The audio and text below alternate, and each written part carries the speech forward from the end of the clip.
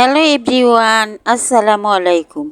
আজকে আমার রেসিপি কুমড়া পাতার বড়া বা কুমড়া পাতার পাকোড়া। আশা করছি রেসিপিটি আপনাদের ভালো লাগবে। যদি রেসিপিটি ভালো লাগে তাহলে একটা লাইক দিয়ে সাবস্ক্রাইব করে আমার পাশে থাকবেন আরও নতুন নতুন ভিডিও পাওয়ার জন্য। এই কুমড়া পাতার বড়া মানে পাকোড়া এতটাই মচমচে হয় যে এটা গরম ভাতের সাথে খেতে দারুণ লাগে। একবার বানিয়ে খেয়ে দেখেন, আশা করছি ভালো লাগবে। তাহলে শুরু করি। এখানে আমি কুমড়ার পাতা নিয়েছি। পাতাগুলার বটা আমি ছাড়িয়ে নেব। দেখেন আমি কিভাবে ছাড়িয়ে নিতেছি শিরসহ। এখন এই কুমড়া পাতাটা খসখসে, ওই কারণে হাত দিয়ে আমি ভালো করে ডলে নেব। আমি কুমড়া পাতাটা হাত দিয়ে ডলে নিতেছি। এইভাবে ডলে নিলে যে খসখসে ভাব থাকে তা দূর হয়ে যাবে। এখন সবগুলা পাতায় আমি এইভাবে ডলে পরিষ্কার করে নিব। এখানে আমি ডাল বাটা নিলাম। ডালের মধ্যে আমি স্বাদ মতো লবণ দিয়ে দিলাম, আধা চামচ হলুদের গুঁড়া দিলাম, আধা চামচ মরিচের গুঁড়া দিলাম, আধা চামচ ধনিয়ার গুঁড়া দিলাম, 1 চামচ আদা রসুন বাটা দিলাম, 2 টেবিল চামচ চাউলের গুঁড়া দিলাম। চাউলের গুঁড়াটা দিলে পাকোড়াটা মচমচে হয়, ওই কারণে চাউলের গুঁড়াটা দেওয়ার চেষ্টা করবেন। এখন হাত দিয়ে আমি একটু মিশিয়ে নিলাম। এখানে 1 টেবিল পরিমাণ সরিষার তেল দিয়ে দিলাম। এখানে আমি পানি ব্যবহার করব না, ওই কারণে সরিষার তেলটা দিলাম। এখন হাত দিয়ে সবগুলা উপকরণ ভালো করে মিশিয়ে নিলাম। একটা প্লেট নিয়ে নিলাম। প্লেটের উপর আমি একটা কুমড়ার পাতা নিয়ে নিলাম।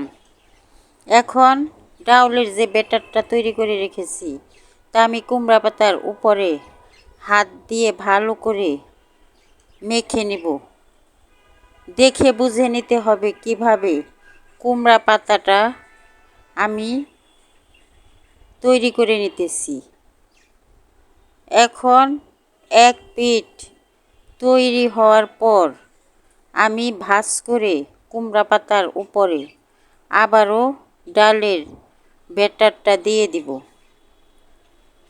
ভাঁজটা মাথার থেকে করতে হবে।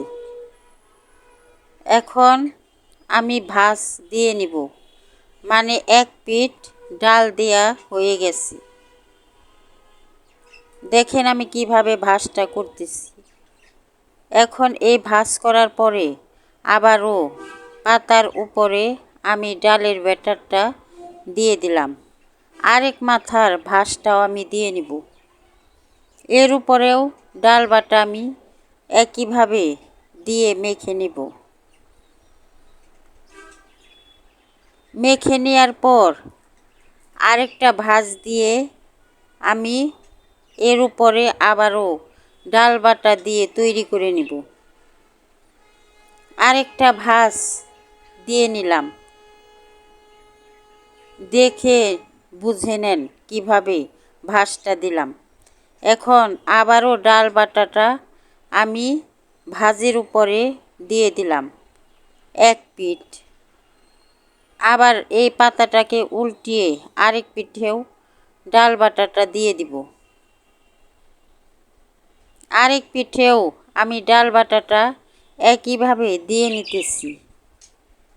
ডাল বাটাটা আমার দেয়া হয়ে গেছে। একটা পাকোড়া আমার তৈরি হয়ে গেছে।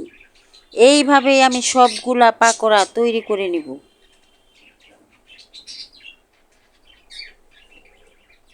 একটা পাকোড়া বানানো শেষ। এইভাবে আমি সবগুলা পাকোড়াই তৈরি করে নিলাম। এখন ভাজার জন্য চুলায় চলে গেলাম। চুলায় একটি প্যান বসিয়ে দিলাম। প্যানে পরিমাণ মতো সয়াবিন তেল দিয়ে দিলাম। তেলটা গরম হয়ে আসলে আমি একটা একটা করে পাকোড়া তেলের মধ্যে দিয়ে দিলাম। একটা একটা করে পাকোড়া দেওয়ার পর এক পিঠ ভেজে নেব। এখন চুলার জালটা মিডিয়াম লোতে রেখে ভাজতে হবে, তা না হলে উপরে পুড়ে যাবে, ভেতরে কাঁচা থাকবে। আমার এক পিঠ ভাজা হয়ে গেছে। এখন আমি পাকোড়াগুলা উল্টিয়ে দিলাম। পাকোড়াগুলা উল্টিয়ে দেওয়ার পর আরেক পিঠ ভাজার পরে আবারও উল্টিয়ে দিব। এইভাবেই উল্টিয়ে পাল্টিয়ে পাকোড়াগুলা আমি ভেজে নেব। আবারও পাকোড়াগুলা আমি উল্টিয়ে দিলাম। এখন পাকোড়াগুলো আমার ভাজা হয়ে গেছে। এখন তেলের থেকে আমি তুলে নিব। এইভাবে আমি সবগুলা পাকোড়াই ভেজে নিব।